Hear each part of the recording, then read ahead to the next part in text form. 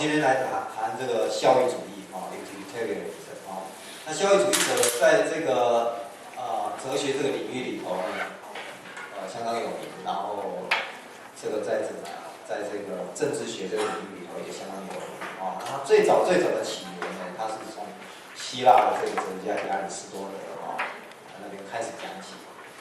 那到了这个所谓的16世纪、17世纪时候的这个英国的 Benson 才正式把亚里士多德的主张然后做了一个更清楚的一个阐释，后来就被称为叫做效益主义。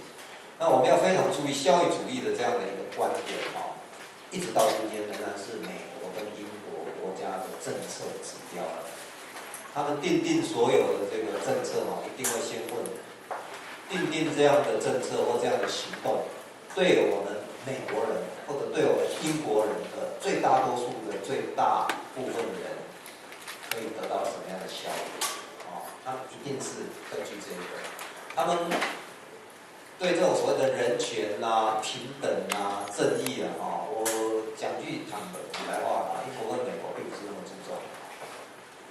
你看英国跟美国，你看英国最近要限缩那个新闻报纸的自由，对不对？美国呢要起诉史诺登，说他叛国就是那个 CIA 的这个前情报人员，然后携带大量资料逃到国外去，然后揭发他们那个美国怎么样监听一般老百姓的这样的一个丑闻，对不对？他觉得他做的是正义的，他这种行为在美国被当作是通敌，被当作是叛国。然后呢，英国呢那些卫报的那些报纸，因为转刊在这一些 Snowden 这里有相关的这些新闻，现在也被认为是什么呀？这个是有妨害到国家利益，所以现在他们动用这个国家的利益，企图要去限缩这个所谓的新闻自由。那这个在德国也好，在欧洲的这个欧陆，尤其是在法国来讲的话，这是不可思议的事情。这是完全不可思议的。因为欧洲呢，法国跟这个所谓的这个德语系的这样，基本上他们认为人权、人的这个尊严自由，又当作是人尊严的一个很重要的要件那这个是怎么样？绝对不容易被侵犯的所以你会发现，就是说欧陆国家呢，在谈人权的时候，他们比较浪漫一点，比较敢冲那英美国家呢，这个海洋系的这个国家呢，他们就不太一样。他们事事都要看是否能够增进我们国家最大多数人的最大幸福这个是他们一个施政指标。那这样的一个施政的指标呢，溯源到亚里士多德，我们看亚里士多德讲的这一段话，他说：我们任何所有的行为都一定有目的的，对不对？比如说你们来念大学，一定是有目的嘛，对不对？那继续问下去，那你念大学的目的是什么？为了将来找工作，吃饭糊口比较容易一点。那继续再问下去。那你为什么要找工作？为什么要工作？人不工作难道不行吗？不工作不行，这样国家没有生产力，这样每人都很怠惰。所以呢，他就会发现说，好像有一个所作所为，包括我们现在念书，老师现在在教书，我们都好像朝向某一个最终极的目的，那个叫做最后的，他之后再也没有别的目的了，那个叫做最终极的目的。问题是这个最终极的目的到底是什么？我们好像还不太能够界定，对不对？那他姑且给他一个称呼叫做最高的善，因为再没有比他更高的、更有价值的东西、更值得追求的所以把它称为叫做最高的。一切呢，都要从那个地方来判断是否符合这个最高善的目的那这个最高善呢，亚里士多德后来找一找，后来呢，他就给他定义说，最高善是什么？应该就是幸福对不对？应该就是幸福比如说我们读书是为了追求幸福。我们工作是为了追求幸福，我们结婚生小孩是为了追求幸福，对不对？那如果结婚会不幸的话，你还会结婚吗？应该是不会吧如果来念大学会让你很不幸，你还会来念吗？如果上王老师的课会让你很不幸，你还会来上吗？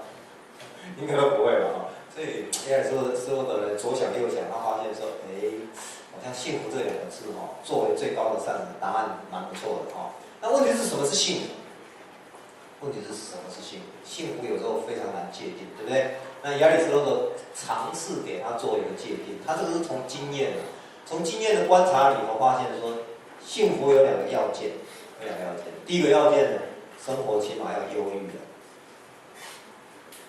生活起码要优裕的比如说来上这堂课要能够非常心有余力，悠哉悠哉的你不要连上这堂课都有困难。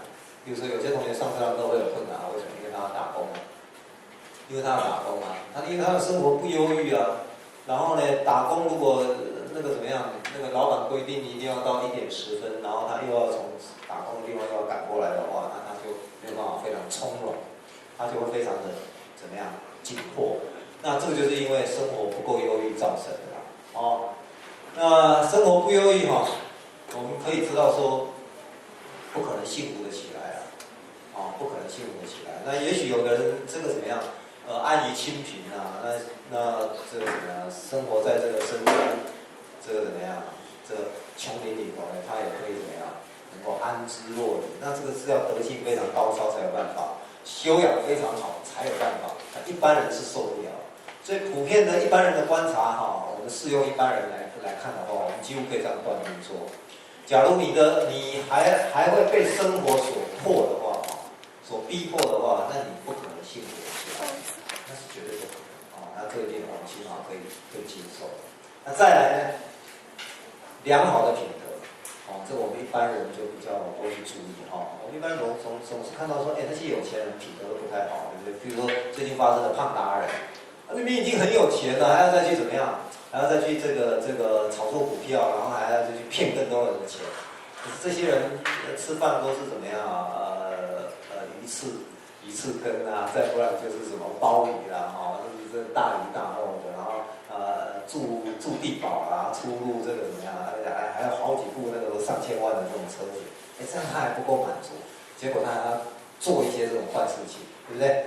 所以虽然生活优裕没办法保证这个人一定会得到幸福。为什么？因为假如他的生活优裕是像胖达人这样，他要想办法再更优裕，然后呢又是再去做一些坏事，也就是说他并没有良好的品德。结果我们最后就会发现说，事情总有一天会被卡，对不对？事情一爆发开来的时候，一串人会乖那个蚂蚱瓜一长串的人全部都被牵连进去。然后你会发现，这些人都是有头有脸、有钱人。所以光有钱，我们会发现没有办法保证你一定幸福，没办法。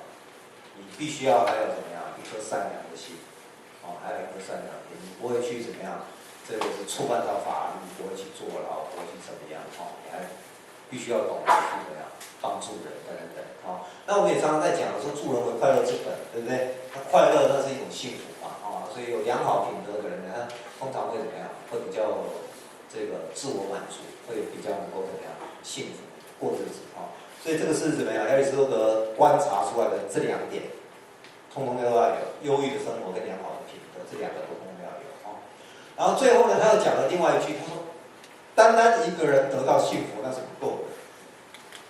如果只有你幸福，然后你周遭的人都怎么样，都很不幸，那这个不配称为是什么最高的这个善。他说最高的善还必须要包含是怎么样？包含一整个城邦的人，整个城邦的人都能够怎么样得到那个幸福？意思就是说，只有你一个人有道德，只有你一个人过好日子，那不够了。要整个城邦都在过好日子，整个城邦都在过怎么样有品德的生活，这样才行这样才行我不晓得那个北京来的同学你感觉怎么样这个以前我问过一些那个交换学生来台湾他们最大的感触，台湾人很善良，台湾人很善良相较之下然后这种善良呢，让人家活在这个地方呢，就觉得是怎么样，蛮幸福的会蛮幸福的。你如果到一个国家那个左邻右舍都像土匪一样，都像强盗一样，每个都是这样子一副要打架的样子一副都要抢欺弱这样子，这个强权就是公理的那种样子我相信你连起居生活都不可能感到幸福所以一个城邦的幸福呢，那是更大的一个幸福。那这是亚里士多德的一个观察。最后亚里士多德给他下一个定义说，政治 ，polis 管理众人的事，政治的最重要的目的是什么？就是促进一整个城邦的幸福，这是一句非常有名的话啊。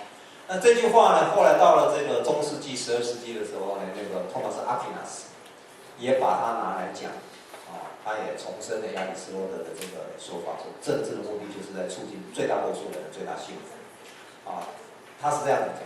阿奎那斯是讲政治的目的是在促进最大多数人的最大幸福，到了本身又在转。他说，本身呢现在就不讲政治了，而讲一个行为。我们要判断一个行为到底能不能够称为叫做道德的，最基本的一个原则，判断的原则就是看看这个行为是否能够促进最大多数人的最大幸福，这个叫做最大化快乐原则。最大化快乐原则，本身就把它转变成说，不是讨论政治，而是讨论道德。所以我们要判断我这样做到底道不道德，那就是看你的所作所为是不是能够促进最大多数人的最大幸福啊。比如说，我们举个例好了，刚刚有个同学哪一位跟我讲说2点半就要走，那个举手一下在哪里？在哪里，对不对？好，2点半就要走，2点半要走，这样有没有办法促进最大多数人的最大幸福？一般来讲，我们说啊，你缺半堂课，对不对？翘课，这恐怕会不幸福哦，对不对？那你就会有遗憾嘛。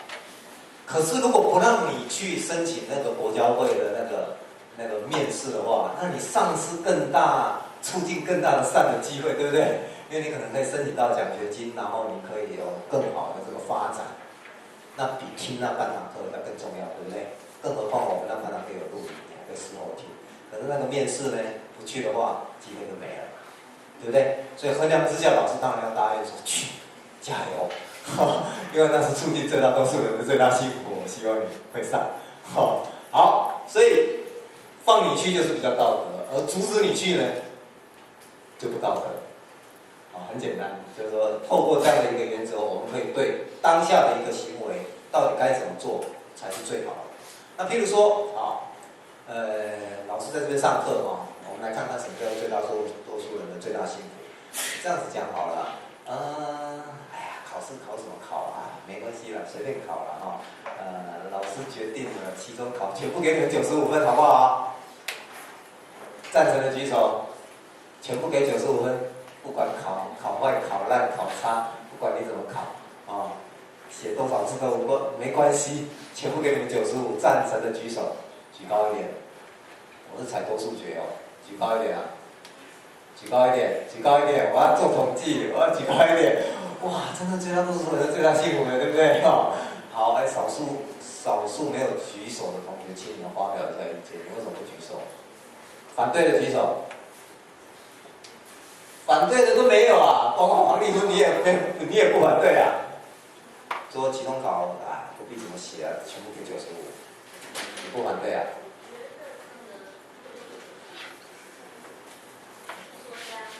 那你到底是反对还是赞成呢？你先说你是反对还是赞成？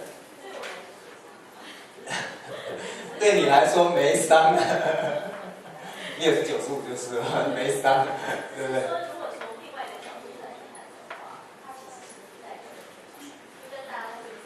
不代表任何意义，那就是说也没关系喽，无伤大雅。但是他用优分，大家会不会过啊？那你的意思是说，像那些很多老师这样给那种填分数95分就是 OK 的？我真的坦白跟你们讲教育学院有很多老师这样，特别要注意，你不要喜欢这种老师，我跟你讲。一个教育单位如果充斥着这种老师，这个学校一定会垮，一定会垮，学生不会认真。出去那个分数也不会有人相信。看到那个有些老师这样子一整班下来，最低95分，你觉得那种分数能相信吗？能相信吗？老师再怎么会教我都不相信。再怎么会教我都不相信。我大概在淡江教18年了我每一年的平均每班的分数都在70分上下。你们现在才知道太晚了，那退学来不及了。平均，那是 average 高的可以到100，低的当然就有当掉了但你如果只要有上课的话，我给你最低分保证60分。你只要有上课，我一定会让你过；有参加考试，我一定会让你过；有遵守规矩，我一定会让你过，我不会找你麻烦。但是我告诉你，那个60几分的一堆啊，所以平均起来大概在70分。当然包括那些被当掉的啊，所以就是平均起来分数会往下拉。我不是给营养分数的老师啊，为什么？我知道那个对整体社会不好，我何尝不希望笼络你们？笼络你们我也得到好处，不是吗？笼络你们95分，你也给我95分吗？是吧？这交代不过去。假如一个社会是充斥着这样的教育的体系的话，这淡江大学的声誉会怎么样？会一败涂地。从此再不会有人相信淡江大学那个分数是可靠的。你就是要有这样子的这个成绩，这样很参差，然后你发现说有些老师是非常严格的，这个所谓的教不严，师之过了，老师一定要严厉，一定要怎么样严厉，应该要怎么样保持这样的一个严厉那做事情我们也可以说比如说我们扪心自问我如果是大放水，然后都一副无所谓，然后每天上课我们来看电影今天上什么课不如看电影你们很爽，对不对？我知道你们会很爽，你们特别喜欢那种上课放电影的老师。问题是你爽，你的父母不会爽。原来我拿钱帮你缴学费，然后你到大学里头什么没学到，都在看电影。这个传出去的话，我跟你讲，以后你的父母亲或者是其他的父母亲不会希望小孩子来念淡江大学的，知道吧？人家就会封淡江大学是学店。这个封号就会出来。那你想想看，那你从学店毕业的，你也不名誉知道吧？也不名誉所以你如果是从一所认真的学校，从一所很严格的学校，你能够这样顺顺利利毕业了，你就说哇，那个学校毕业很困难，尤其是那个王志明老师的课，要拿高分很困难。你既然能够拿到高分，表示很棒，要这样子才有真正达到那个所谓的最大多数人的最大效益。所以我们其实是扪心自问当我们这样做的时候虽然我们自己得到利益，同学们也得到利益，但那不是最大多数人的最大利益，因为你要考量到整个淡江大学的声誉，你要考量到怎么样，你父母亲他们自己的观感然后再说对你们来讲你们如果真的没有学到东西的话，那你是白浪费钱，你那个投资的报酬率跟那个效益也不高了。你投资了这个金钱来上大学，不是为了那个分数，我坦白告诉你，不是为了那个分数，而是为了你要得到什么？你要得到什么？有些东西你在外面不见得学得到，对不对？现在外面有人邀请我们去演讲，有时候我们不愿意因为那个钱太少，我们就不去因为太劳累了。真的常常有外面的邀约，我们拒绝掉，因为钱不够多，然后舟车劳顿算了我们在学校讲一讲就算了好。那这个是怎么样？就是说，它的确不失为一个很好的原则做什么事情都要好好考量，你这样做是否能够促进最大多数人的最大效益如果人们能够常常这样子警惕自己的话，那你所做的很多事情，其实就会很自然的是符合道德的好，我们来看看，那到底我们在分析这样的最大多数人的最大幸福，其实是怎么样？最重要的2个字，对不对？到底什么才是幸福呢？刚刚亚里士多德的一个分析是很抽象，还有忧郁的生活，还有加上怎么样？这个良好的品德。可是我们认真想一想，有没有人是这样子，生活很忧郁，然后品德也不错，结果还得忧郁症？有没有？我们讲一个反例就好了，对不对？生活忧郁，非常的忧郁。然后呢，品德也非常的良好，结果却得精神病、忧郁症，可不可能？有可能万一他的小孩被车撞死了，你再有钱有屁用吗？对不对？你平常在帮助再多的人有用吗？没有用救不回你的孩子对不对？所以这个时候你恐怕还缺少一些什么，所以我们会发现说，幸福用亚里士多德那样来定义恐怕我们说是过度简化过度简化。那到底什么是幸福？我们有必要去追踪一下，到底我们的幸福感是产生于我们的脑袋对不对？脑袋，尤其是边缘系统。边缘系统这是侧面图，它是在内部包在它的外部的这个耳朵这个地方还有这个所谓的叫做颞叶啊。好，那我们注意呢，快不快乐跟我们的幸福感有关系啊。不快乐的时候，你说哎呀我不快乐，可是我很幸福，这个话好像有点矛盾，对不对？所以快乐一定跟幸福是怎么样是相关的。那快乐的情绪呢，或者不快乐的情绪呢，主要是跟这个边缘系统，还有一些内分泌的这些化学物质啊，因为情绪的登录是透过那个化学物质去怎么样去登录。所以当我们脑内的那个吗啡叫做脑内吗啡叫 mental morphine， 对不对？那个其实就是我们脑内的那个 endorphin， 那个什么脑内的恩多酚的脑内吗啡如果分泌很多的时候，我们人就会飘飘然，就会觉得好棒这样。如果上王老师的课你能够上到飘飘然的那上我的课应该是很幸福啊。如果上我的课你觉得那个压力沉重，然后呢那个压力很大，大到已经就没办法飘飘然这样子那你很可能就是在不快乐当中我不知道你博士班的课是不是这样子压力够大的话，很可能就不会是快乐的好了，那我们看到，你看这个是脑内荷尔蒙的一些这一个分泌的一个状态所以它的分泌的管道走的那个路线非常多了它会涉及到很多地方都会接收到这个信息接收到信息。那多巴胺呢？多巴胺呢，最主要会让人飘飘然，这是我们脑内的一种荷尔蒙之一那另外血张清素呢，它刚好是相反，它会抑制不快乐，因为不快乐跟快乐两种，不快乐是痛苦的情绪那压力那痛苦的情绪的登录跟这个怎么样，快乐的情绪的登录是不同的，所以有可能这样既痛苦又快乐这是有可能也有可能呢，既不痛苦也不快乐，这都有可能。所以不快乐没有快乐，并不等于就是痛苦。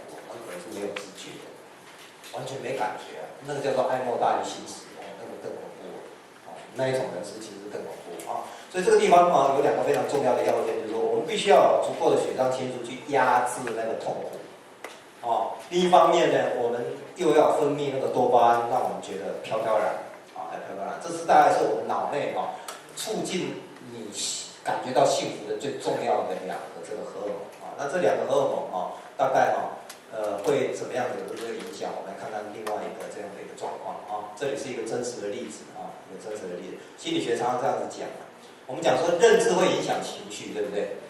认知会影响情绪我们举真实的例子，心理学常常这样讲，他说悲观的人看半杯水会这样的反应说怎么只剩半杯？当你这样子讲的时候，这样埋怨的时候，怎么只剩半杯的时候，你的情绪就是不佳的。可是如果反过头来呢，乐观的人呢，他看到同样是半杯水，他就会说还好还有半杯，还可以慢慢享受。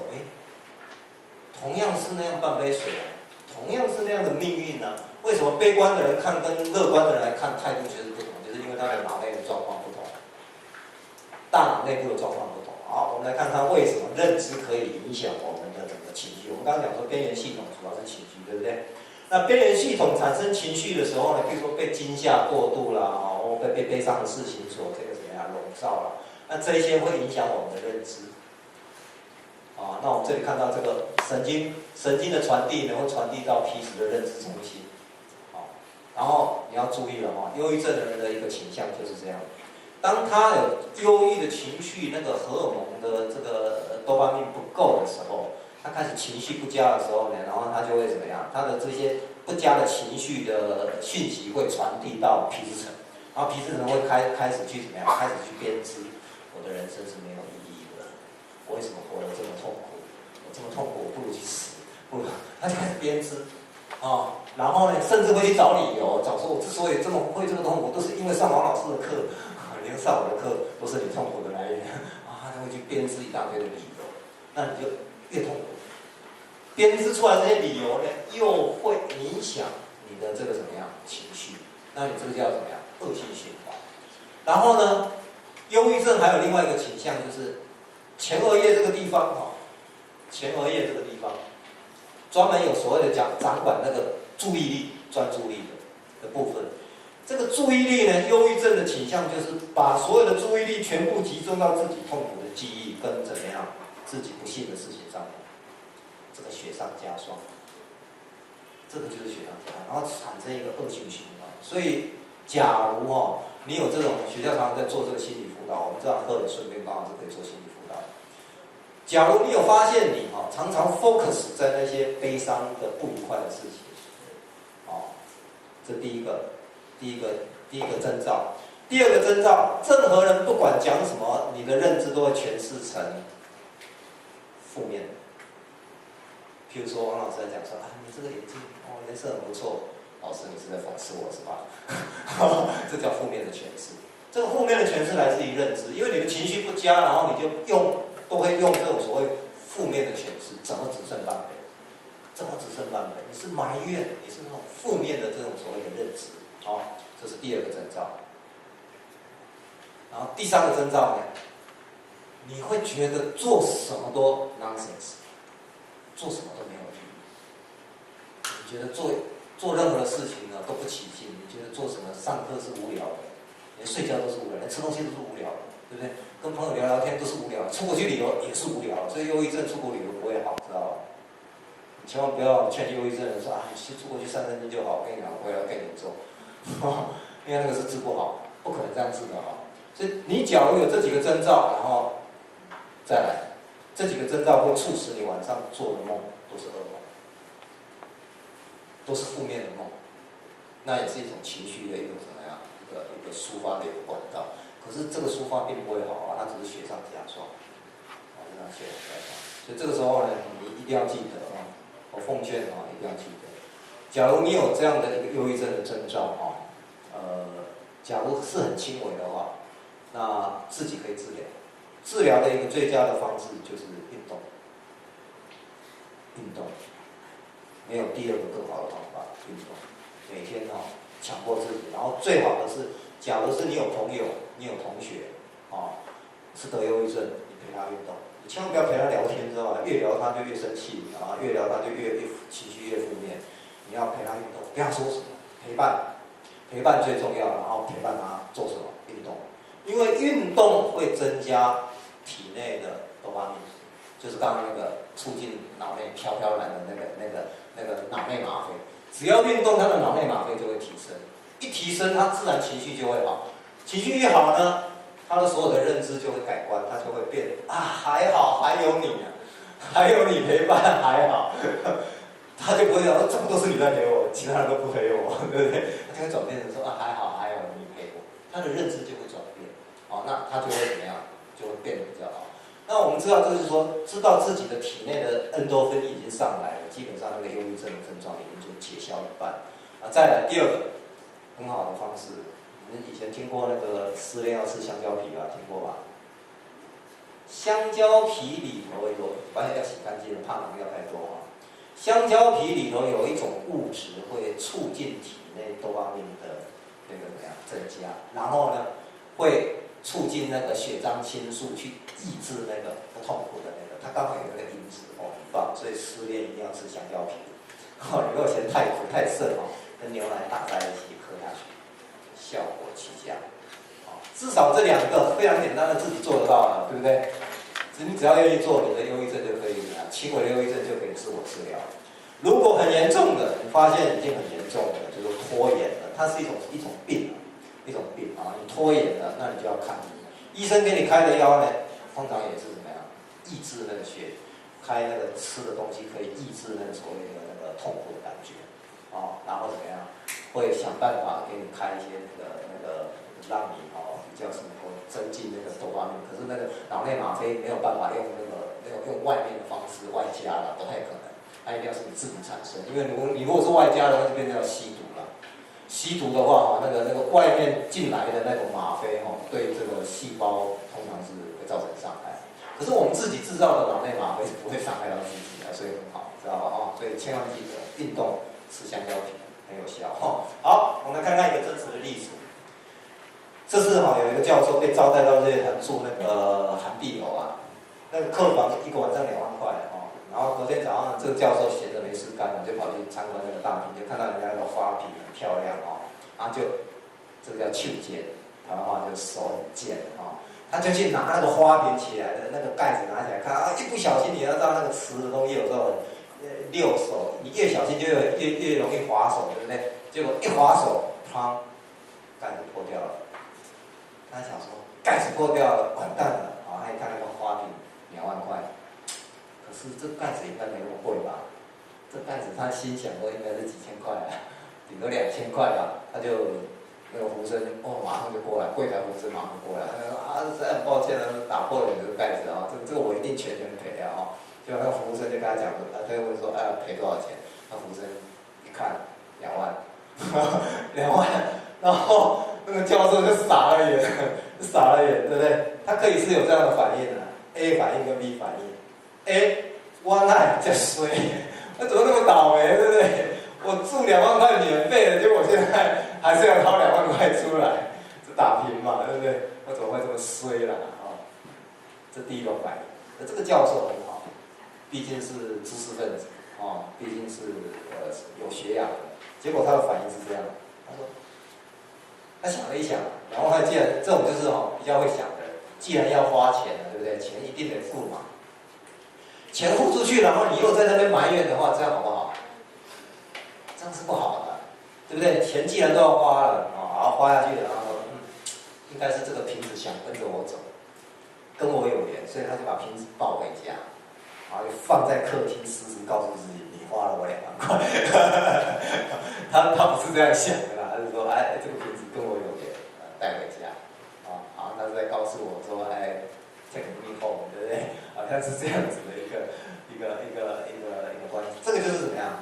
假如他这么想，他的认知就是一种正面的认知，这个认知就会让他的情绪是比较好过。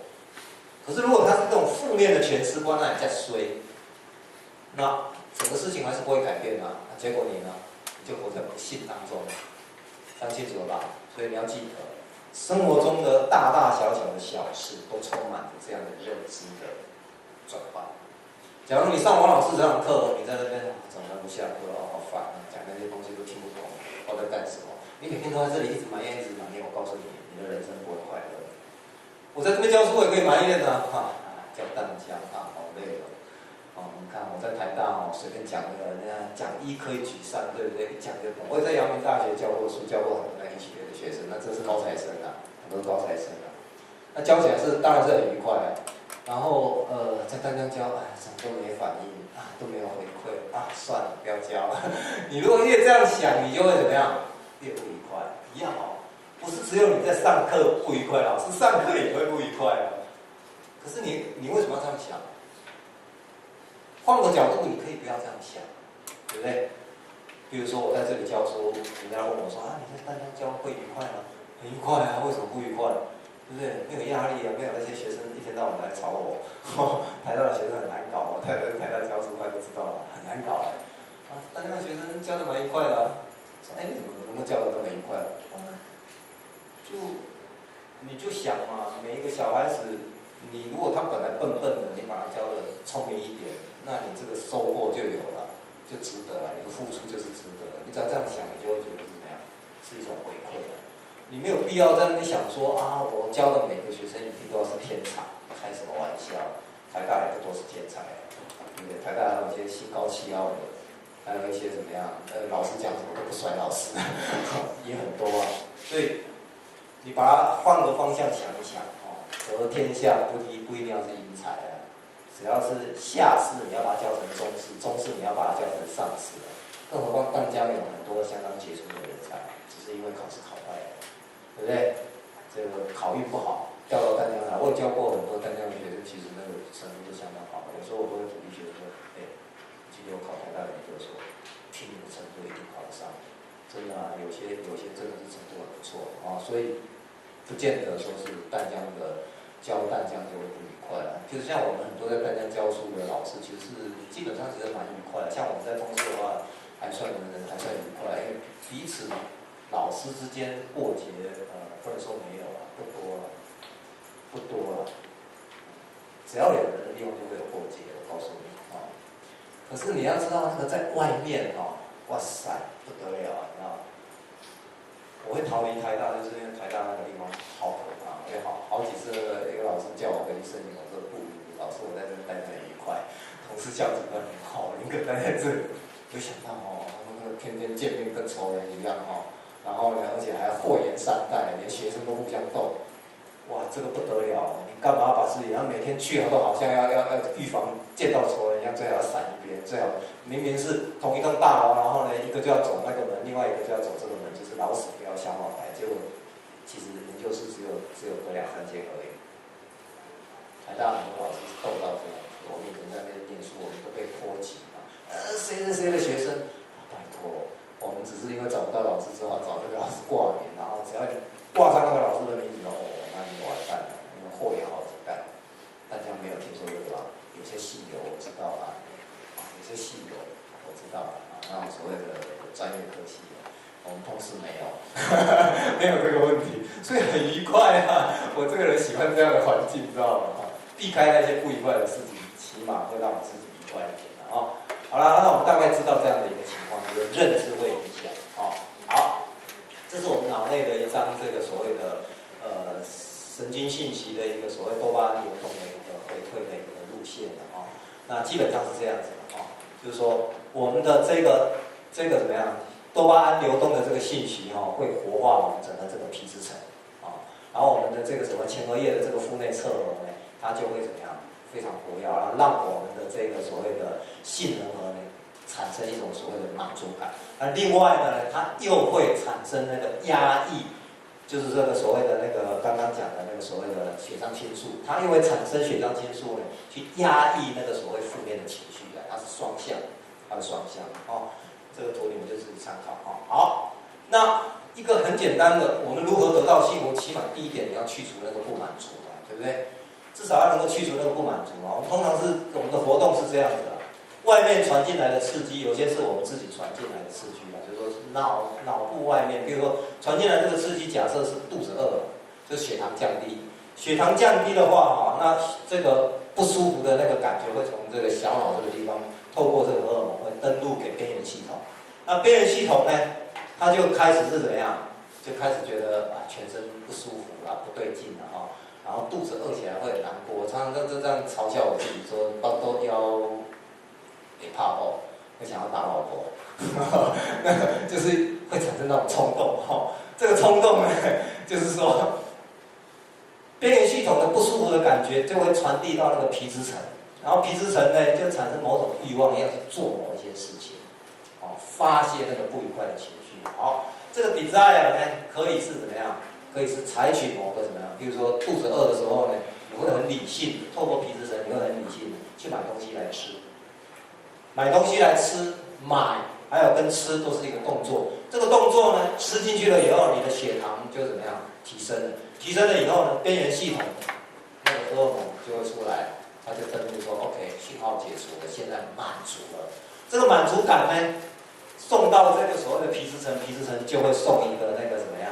送一个那个抑制那个不舒服的感觉，说你就 stop， 不要在那里搞鬼了它就会。透过这样的那这个就是一个所谓自体分泌的鸦片式的报酬的一个循环的一个步骤了好，我们既然知道这样的话那有好几种方式。有一种人我们知道他去除不满足感，那就修行人。第一种方式，杜绝刺激进入，跑到深山里头去修行，有没有？当和尚出家。既然美色会干扰我，会让我非常痛苦。既然美食会干扰我，会让我很痛苦，那我就缩衣节食，然后碰美食，躲在深山里头，然后过那种很清苦的这种日子。那一种方式叫做杜绝刺激进入，不过那个一般来讲不是良好的终极方式都是说有一个过程可以这样子做，无所谓了。苦行僧通常都是采第一种方式，杜绝外在的刺激进入，那也是一种方式不过正常人你躲不掉的话，你只能去面对对不对？面对的话，那第一个方法就从这边 start 没有用他还是会进来那怎么办？克制自己的冲动好，怎么克制自己的冲动方法呢？比如说肚子饿的时候怎么办？怎么抑制那个冲动，想去吃东西的冲动？比如说很多人口渴的时候都是怎么想的？望梅止渴，脑袋里头在想那个一棵树上面有梅子，用想象的，对不对？用想象的来满足自己，然后抑制那个冲动，这也是一种方法。还有另外一种方式，其实何必要去当那个苦行僧嘛？躲在研究室里头研究那个第四几何学定理怎么证明，也可以抑制冲动啊。听得懂吗？这个你知道那个美国的大学生做爱的时候有一招，做爱如何能够更持久？最好的方式就是一边做爱一边想数学题目。你知道为什么？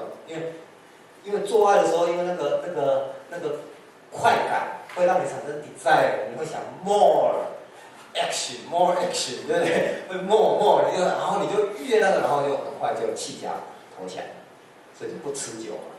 那就不容易持久，因为太早达到这个高潮。那你如何抑制那样的冲动呢？就是一边做，那是机械性动作，可是怎么样？把那个满足感降到最低，就一边想，那个第四几何学定理，我这里如果画一条线，或怎么样，就可以怎么样证明？然后脑袋里头全部在想那个微积分，然后想那个什么，然后这个时候冲动就会被抑制下来。这一招是很有效的，知道？同理，假如你看到一个人很生气，想要冲过去打人，可是你是很难熬，对不对？然后呢，这时候怎么办？转移一下注意力，算数学题目或者去怎么样，去打 game 也不错。像我的话我生病的时候，我通常都打 game。生病的时候，我们人常常会陷入那个不良的情绪，然后这种情绪常常会让自己这样病恹恹的，什么也不想做，做这个也不对，做那个也不对，对不对？这个时候我通常抑制那一种自己的一些冲动的这种方式，就是打电话。打电玩也会让自己嗨了，嗨了以后也会满足感，然后你的那个脑细胞活跃以后，事实上那个身体状况就会有改善。所以抑制冲动有好几种方法了就是说，你转移一下注意力，然后去想别的事情，那你那个原来的那一方面的情绪引起来的冲动也会被转移掉，然后你那个冲动就被抑制下去。这是一个蛮有效的一个方法那当然还有更有效的方法，就去行动啊，就是 do something do something。这就是我刚刚讲的运动。你只要有动作，我们的大脑很奇怪，只要你有 action， 你有动作，它就会有一个回馈进来。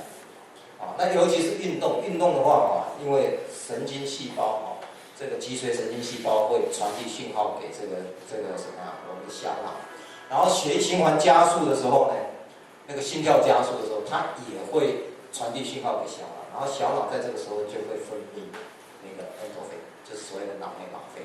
然后这个脑内吗啡就会飘在你的那个散布在你的大脑中，像我之前看的那个图那样那这个时候呢，你就会得到一种所谓的回馈，一种所谓的满足感所以这也是一种方式。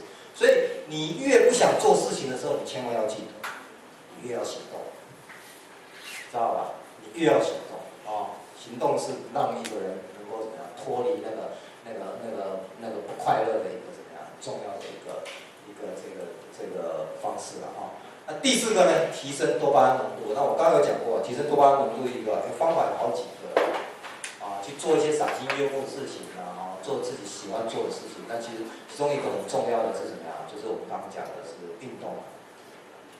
喝咖啡其实也有效，但喝咖啡不要过量。咖啡里头有咖啡因咖啡因我们知道喝了会兴奋，对不对？喝咖啡因会兴奋。